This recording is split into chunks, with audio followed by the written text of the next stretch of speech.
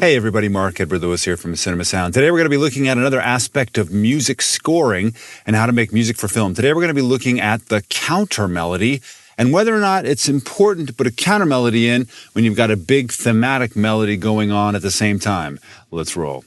We're here in Logic Pro X with a little bit of picture from my series Blade of Honor and a cue that I just happened to throw together here just to show you how thematic and countermelodies work.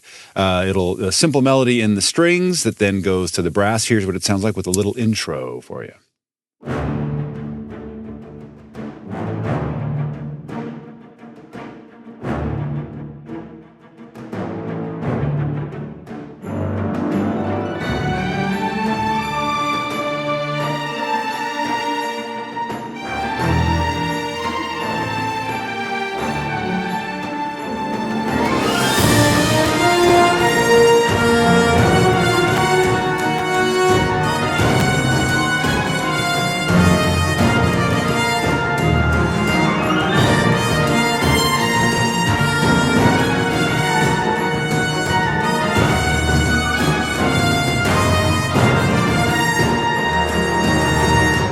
There's a lot of melody in there, a lot of things going on, but you kind of get the idea what that melody is. Pretty simple kind of thing going on there.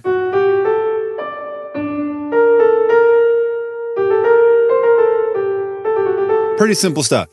What a countermelody is another melody that matches the harmony but can add drama. Now, you don't need necessarily to have a countermelody, but I want to let you know that Hollywood scoring really is the essence of taking three different elements and merging them together. You can take two different elements like, say, harmony and rhythm, or melody and rhythm, or maybe even a similar harmony and melody and rhythm and things like this.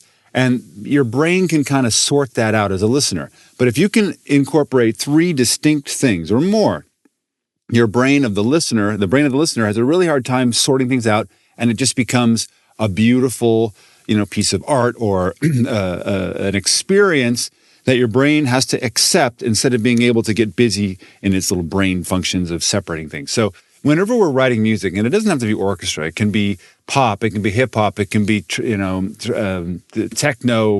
dubstep, whatever, country, you want to have more than three distinct elements happening at the same time to keep the brain from sorting things out so it can really experience the emotional tenor. And in sound and in film scoring, it's never more important than here. So we're going to add, and we've got percussion, we've got harmony, we've got melody, so we do have those elements, but if you listen carefully, it's not hard to figure out what's going on here.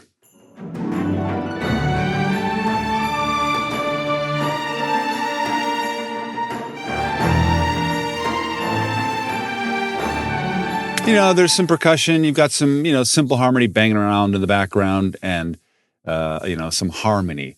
But there's nothing, it's easy to figure out. But the minute we add a countermelody, which we're going to do here, it changes everything. And I'm going to use the Vienna ensemble horn section here. And that's this.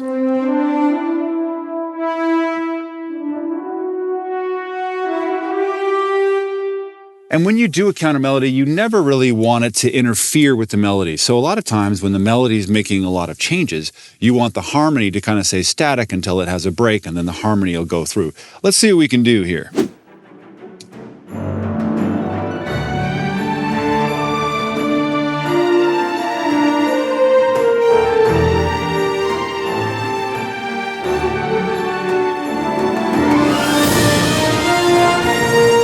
Now that might have been a little bit busy. Let's see. I'll listen back to it one more time.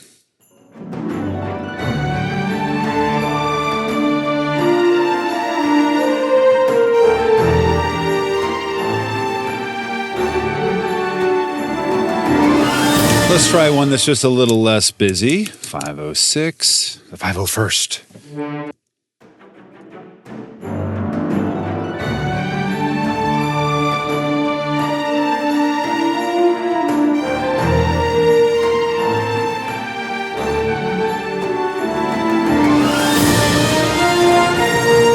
Either way, it adds an extra sense of drama that wasn't there before. When we get to the trumpet section here now, the horns are actually, I've actually got the horns, and they come in here at a different sound from Cinebrass.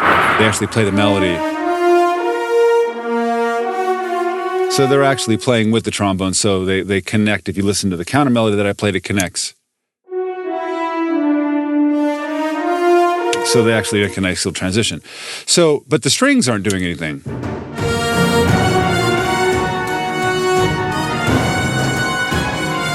So instead of having a counter melody that's underneath the strings with the horns, which is what we did, let's try one that's with the strings that's sort of maybe above or around where the trumpets are up there, or obviously we'd make a key change. Let's find a string sample that's loud enough to get us over the edge of it all. Let's try this one here. Let's see how this goes. We're in the key of B flat now. All right, let's see how it happens here.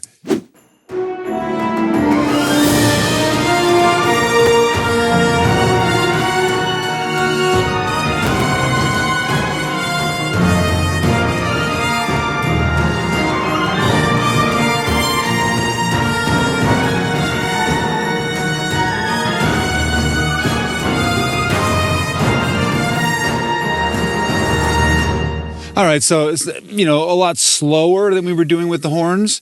Let's take a look at actually what those notes were so you can kind of see for those of you who are musically minded. Here we go. We're in the key of B flat.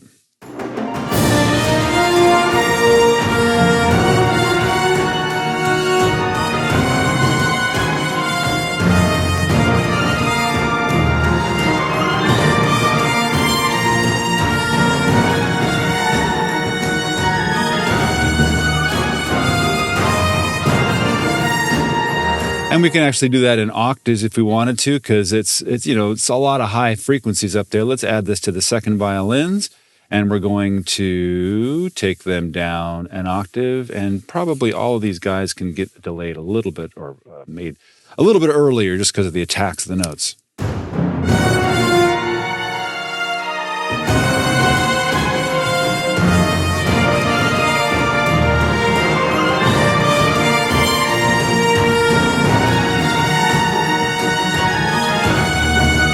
And then overall, we'll just bring them down because it's a little strong. Let's see if I have a window here to do this. Put this all in one window. Yay! Okay, now I'm going to take the controller data that I was using, take it down.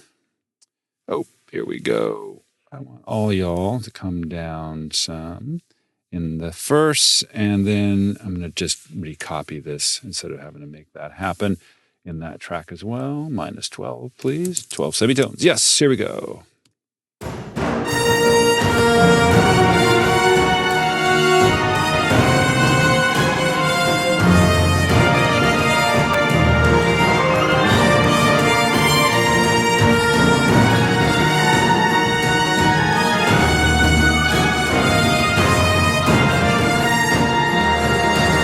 And that's with the single counter melody. Now let's try this. The horns aren't doing anything. There's a lot of high energy going on. We've had the horns double up with them, the trumpets, on a melody here.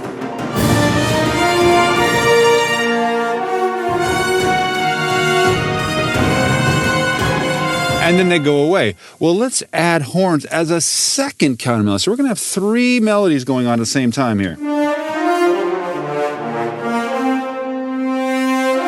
I love this horn sound so much. All right, let's see if I can make any sense of it here. I'm going to just show you so you can watch me play it. Again, we're in the key of B flat.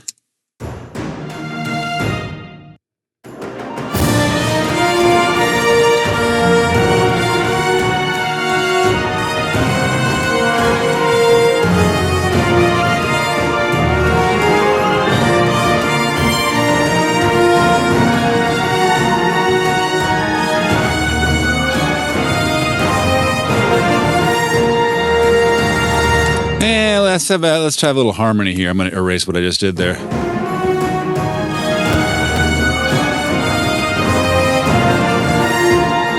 Nah, I want to go. What do I want to do?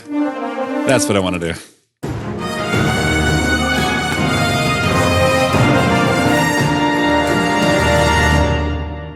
It's a lot of noise. That's true.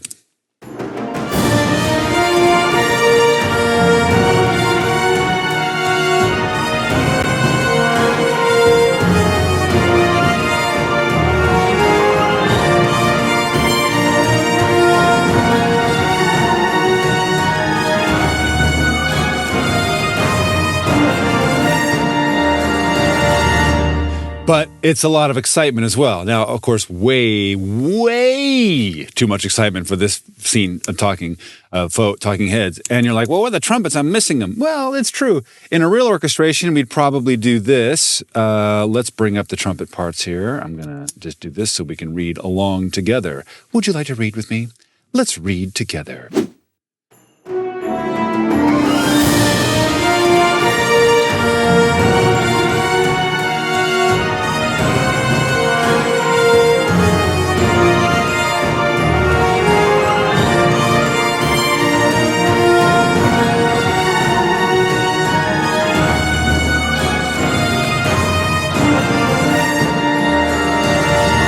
You know, just a little high frequencies in there and those kinds of things. There's a lot of that kind of things that we can add. We can add the harps, we can add that.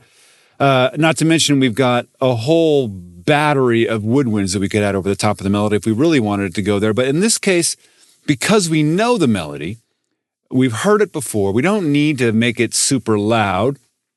And having lots of counter melodies go on can be very, very exciting. Now, this isn't, you know, a lot of times Again, there's a lot of drama going on here, and we'd have to be in a pretty big visual situation to be able to do that. It sort of works when this spaceship comes in here.